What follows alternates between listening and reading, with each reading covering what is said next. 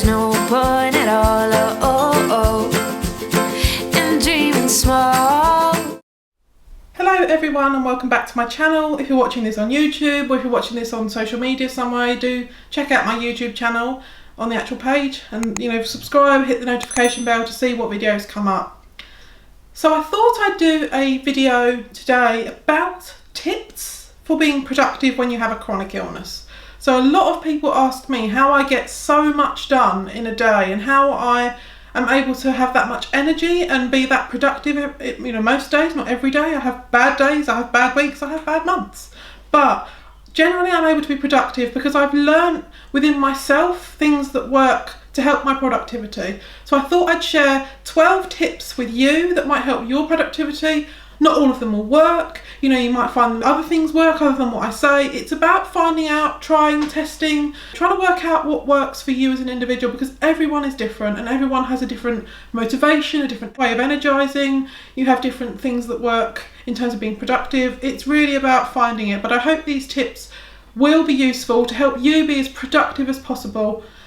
And please, when I say this, don't think that I'm expecting everyone to, get into employment or to do things every day or to achieve so much. It's not about that, but it's about helping you achieve the things that you want to do. So that might be a small goal, a big goal. It might be work, it might not be. It might be starting a YouTube channel. It might be writing a blog. It might be any number of things. Just remember that your abilities are relative to your experience, to your life, to your health. So I'm not expecting everyone to do things to the same degree that I am. But I hope these tips will help. So here are 12 tips that will help chronically ill people be as productive as possible. Number 1, pace yourself. Be really good and disciplined with yourself about, managing things within your energy levels. Don't push yourself all in one go. One day, if for the next 3 days, you're going to be completely incapacitated. It's about working out your energy, working out how much you can expend, how many tasks you can do, how often you can do things. It's about working out your unique needs and pacing yourself. So rather than having boom and bust, so you have a really great day and then loads of bad days, try and think about how you could be productive each one of those days by doing a little bit every day. Now I say this, I am the worst person at pacing myself in the world. I'm the queen of not pacing, so it's a bit rich coming from me. But it does help when you manage your time and your energy more effectively, because that boom and bust cycle is no good for anyone. Great day, you get so much done, then you're ill for a week. That is not healthy for your health. It's not healthy for your body. It's not healthy for you mentally. But equally, it's not very productive, because yes, you've had one productive day, but then you spent 6 days doing nothing and getting nothing done. That's not healthy. So try and work out your limits, how much energy you can expend in one day without then borrowing from the next day and the next day and the next day. Also try and work out what your triggers are for, making yourself very overwhelmed. So for example, if you're doing some work, take rest breaks. That's another tip of mine that will come later, but be really disciplined with yourself about managing your needs and managing your life so that you're as productive as possible and doing things that work for you as a person, because we're all individuals. Tip 2. Set yourself small goals every day. So this is really important. Setting yourself little goals that you can achieve day on day on day is really a mental boost. Just to look back over a week and think, well, I did this day and I did that day. Set small but manageable tasks every day so you can feel a sense of achievement. You can get things done, but it's within your energy limits. It's within your ability to be productive without affecting the next day or borrowing from the next day. So it's really important that you can do small, manageable things every day so that when you look back, you can see that actually you've achieved quite a lot because you broke things down into little tasks that you can do every day that all add up into something bigger. So that's really useful. I really find having tasks to do every day and ticking those off the list is such a satisfying thing. I love ticking things off my to-do list. So make sure that you're not setting yourself unachievable goals. Set yourself up for success, but just make goals every day, little goals that you can achieve, and look back and think, well, I did all of that on that day. Number 3, don't do things at times when you know you're going to struggle the most. For example, I am absolutely a terrible person in the mornings. I find it really difficult to be productive and to be my most productive in the mornings. So generally, unless I have a meeting or an event or I have to be in a call early in the morning, I tend to work from the afternoon to the evening because that is when I'm at my most productive. That is when my brain is at its best, my energy is at its best, and I get the most work and the most quality work done in that time. So again, set yourself up for success. Do things at times that work for you. If you're really good in the mornings, if you're one of these people that get up really early in the morning and are really productive, then do your work really early in the morning, and then you can get it all done in the morning and rest for the rest of the day, or you can split it up throughout the day. So you might say, I'm quite productive all day, but I can only work for an hour. Well, then work for an hour in the morning, an hour in the late morning, an hour early afternoon. Break the day up into manageable chunks. It is really about setting yourself up for success and working with what works for you as an individual. For me, as I've said, mornings are not great, work in the afternoon and evenings, that works well for me. But, find out what works for you. It's about trial and error and working out and getting to know your body and know what your normal is. 4, take lots of rest breaks. Now, I am the famous one for not doing this, and then I find that I can't work as long because I've not rested in between. Or what I find I do is I say I'm going to take a rest break and then reply to emails, which is not relaxing, that's not resting. So be really disciplined with yourself and take rest breaks. Even if you can only work for 15 minutes and then need to rest for 30 minutes, that's still great. Do that 15 minutes of work, then spend the next 30 minutes resting, listening to music, watching something on Netflix or on the telly, reading a bit of a book, having a power nap. Do whatever you need that works for you to rest, and take those rest breaks all the time. If you know you can only be productive for so long, don't force yourself to be productive, to the default that then you're not taking the rest break and then you're making yourself worse. So be disciplined, take those rest breaks, take as long as you need. So factor into that day as many rest breaks over as long a period as you need. I can do 5 minutes an hour rest break, that works quite well for me. But then after a couple of hours, I'll need probably an hour off just to chill, and I'll make sure I fit that in. I'll do Facebook, or I'll watch something on Netflix or YouTube, or I'll do something just to take my brain off the work, have a bit of a rest and relax, and try and regain some energy, and that works quite well for me. 5 is another difficult one when you have a chronic illness, but try to get enough sleep. Sleeping is really important for resting and recuperating and building up strength. Now, I know, if you're like me, it doesn't matter how much you sleep, you always have unrefreshing sleep. But there is such a thing as sleeping too much, and I know if I sleep too much in a day, then I can't be productive, as I've almost slept too much and my body just can't wake up. So it's about working out with your body, how much sleep do you need to function, but without sleeping too much that you get your body in a cycle where it can't wake up fully. So it's about working that out. So for me, I don't normally sleep till about 1 o'clock in the morning. It doesn't matter if I go to bed at 6 o'clock in the evening or 11 o'clock in the evening. I just don't generally sleep until 1 o'clock in the morning. I'm a massive night owl. I know if I go to sleep at 1 and then try to get up at 7, like I have to do for events, I can't function very well. So if I'm going to an event and I have to be up early, I always sleep in the car on the way to try and regain some of that energy. But on a regular day, if I've not got any work or any reason why I have to be up in the mornings, apart from waking up for bags and medications and so on, I will sleep from 1 o'clock in the morning and then till lunchtime.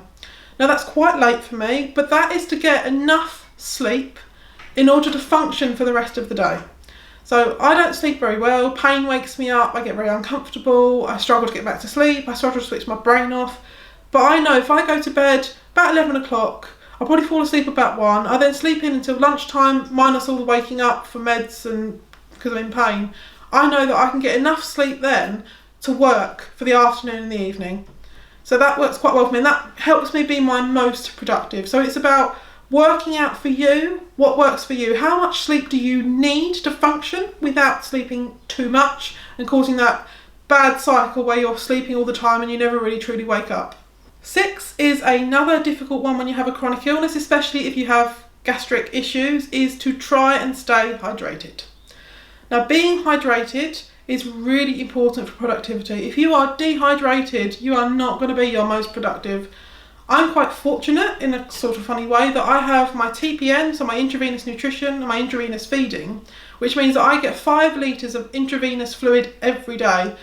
The TPN feeding runs over 21 hours, the Hartmann's fluids runs overnight alongside my TPN. I then have drink orally for flavour, for quenching the thirst, even though I don't really absorb the fluid, it just drains out of my gastrostomy tube. But I do the things that keep me as hydrated as possible, and I know if I'm having a day where I've lost too much fluid, so I'm very fluid negative, I'm not my most productive. It just doesn't work. So be as hydrated as you can. Drink water as much as possible, but if you've got POTS, so postural orthostatic tachycardia syndrome, make sure you're taking enough salt as well to keep you hydrated. Number 7. So 7 is one that it's a funny thing to say because there are lots of things you have to do, especially as an adult, that are not fun and enjoyable, like your bills and your organising and your medical stuff and ordering supplies and making phone calls. That stuff you have to do and you can't get out of it. But if you really want to be your most productive, do things you enjoy, do things you love, do things that you're passionate about, because passion just gives you energy that you just can't compete with in any other way. That passion inside you that drives you to do that work gives you so much energy. This is why I'm able to be so productive. I do things that I love. I get a lot of energy from my passion. I get a lot of drive. That enables me to be my most productive because I do something I love every day, and things don't seem so difficult when you're actually doing something that you love. But that energy you get from that passion is indescribable, because there is something that just keeps you going and keeps you pushing in a way that you can't if you're doing something you don't enjoy. We all know doing your bills and making phone calls, you get really tired, you start to yawn, you feel really bored, you don't want to do it. There's no passion in that, so there's no energy from that passion. So try and do things you love, and that passion will give you energy and make you more productive. So number 8. Now, I know with a chronic illness that a lot of people don't like setting goals, but number 8 is actually to set goals. So if you have a goal to do something quite big, break that down into each individual step, so each individual action you need to do to achieve that goal. Then, slowly but surely, do those individual actions, tick off each item, and you can feel a sense of achievement, because when whether you reach that goal or not in the end, you can look back at all your to-do lists and all your achievements from those to-do lists and think, well, actually I did achieve a lot. But actually big goals don't seem so big if actually you've broken them down into the most minute task, each individual task that you can do every day, every couple of days, each week to achieve that goal long term. I also say about setting goals is make sure they're as flexible as possible. So don't set yourself up to fail, something I've said a lot in this video. If you've got a goal, don't make it unrealistic, but have something to aim towards, because aiming towards something gives you a passion and a drive that also gives you energy and makes you more productive. If you feel like you're taking steps that are enabling you to achieve a big goal, that is quite energising and it helps you be productive.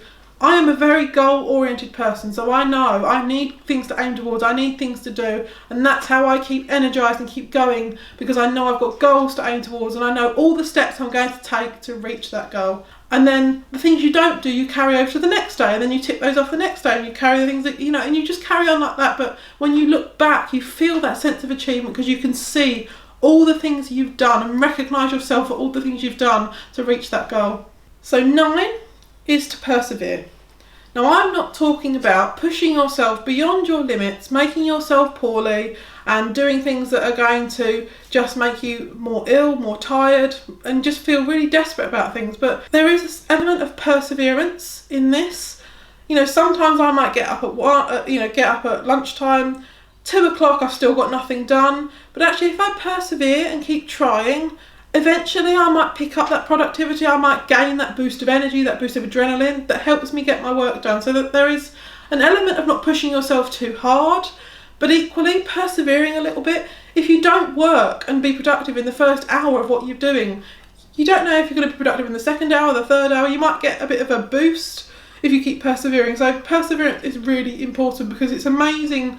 If you give your body time to pick itself up and get into the work, you can actually be really productive. And I know some days I can get into the work like that, other days I have to really persevere and keep going until I get that second wind of energy and I can be productive. Number 10, be kind to yourself. Now, I'm not very good at this because I hold myself to an impossibly high standard all the time, and I get very cross with myself if I don't meet that standard, which, let's be frank, is impossible to meet in the first place because it's too high. But there's an element of being kind to yourself. If you're having a bad day, do not beat yourself up about not being productive. Take that day, rest, recuperate. So do as much as you can to build up your strength so that the next day you increase your chances of being productive that next day. But if you're having a bad day, much as persevering is the previous tip, actually this one is knowing your limits and being okay when you just can't do stuff. Because with a chronic illness, you have bad days, bad few days, you might have a flare up, you might have had a procedure or a surgery and the anaesthetics made you a bit, your health a bit kind of fragile. There could be any number of things that could happen, but actually, there are some days where you physically cannot be productive, and that's okay. It's about being kind to yourself and recognising that and saying to myself, it's okay, I will pick this up another day. Number 11, to use tools and strategies that work for you. So I know friends that often will say to me that they will do 10 minutes of mindfulness meditation before they start working to clear their mind, to refocus them, to get their body in the zone. That might be something you do. For me, I give myself time when I first wake up to do Facebook and social media and read emails, stuff like that, to really start to get my body in that frame of mind and that work, and then I start working on the actual project itself. So that is what works quite well for me. Equally, distraction is a big part of how I cope, so keeping myself distracted and doing things is important to me. There's also things about, when you take your rest breaks, doing things that are energising to you. So if you can just shut off for 5 minutes, 10 minutes, 15 minutes, if that's a tool that works for you, then practice it. Take that time off, do those things that are going to give your brain a complete break, and then return to your work. So it's about knowing your body and knowing what works for you and making best use of those tools and strategies to achieve your goals. And finally, number 12 is a difficult one when you have a chronic illness, but try to keep on top of your health and your management strategies, because that is really important. If you are managing your health, your symptoms, your well-being to the best ability, you're going to be as productive as possible. So that might mean trying to stick to quite a regular regime with your medication and with what you drink and what you eat and what times you eat. Sometimes a routine, which is flexible obviously to meet your needs, but if your body knows what is coming at each individual time, what medication, what piece of food, what fluid, actually your body can start to get into a regular pattern of work. And that can be really useful to help your productivity. If your body knows that from 2 o'clock to 5 o'clock you're going to be working, well actually if you do the same thing every day within reason, your body starts to set itself up for that. But you are not going to be productive if your pain is out of control. You're not going to be productive if your nausea is out of control. You're not going to be productive if your POTS is really playing up because you're dehydrated. There are all these different things that you have to bear in mind, or if you're in a lupus flare, or your rheumatoid arthritis is playing up, or maybe you've just had biologic treatment or chemotherapy. There's so many different things that are going to affect your productivity, but it's about managing your health as best you can to be as productive as possible. I try to stick to my medications being the same every day, at the same times and everything like that, because that helps my body get into a routine, even though the actual routine of the day itself might change. So try and manage your health as best as possible to improve your quality of life and also to improve your productivity. So these are 12 tips that might help you be as productive as possible as someone with a chronic illness. As I said at the beginning, they're not going to work for everyone. You might have other tips that work. You might find some of these things make things worse even. But it's about knowing what works for you, knowing your normal, and playing to your own strengths, and being kind to yourself when you're having a bad day and you can't work. Because equally, no one can be productive 365 days of the year. That's just physically impossible. So be kind to yourself. Take days off when you need to. Take rest breaks when you need to. But try and be as productive as possible and maximise your productivity every day. Or, like I've said, bad day, take it off, write it off, pick up again another day. I hope you found this useful. I hope you might be able to make use of some of these strategies. Maybe you've got another strategy that you might like to share with other people. So please put it in the comments below. You might have something that you can suggest to other people that might help them. Just let me know, put them in the comments and see what other people think, and have a read through the comments and see what people are saying are their strategies and what worked for them. Also, don't forget to hit subscribe and the notification bell to see my videos come up, and hit the like button, the thumbs up button below, because it's always great to have feedback on my videos and to make sure people see them so I can make the biggest impact, because part of the reason I do this is to make an impact, to educate people and to help others. That's what my videos want to do. So if they reach more people, they can help more people. Thank you for listening. I hope it's been an okay day for you. So when I say that, I don't mean that it's been an okay day. I hope it's been a good day. But even if it's been a bad day, I hope it's not been the worst day. So I hope it's been an okay or a good day for you. Thank you for watching, and I'll see you next time.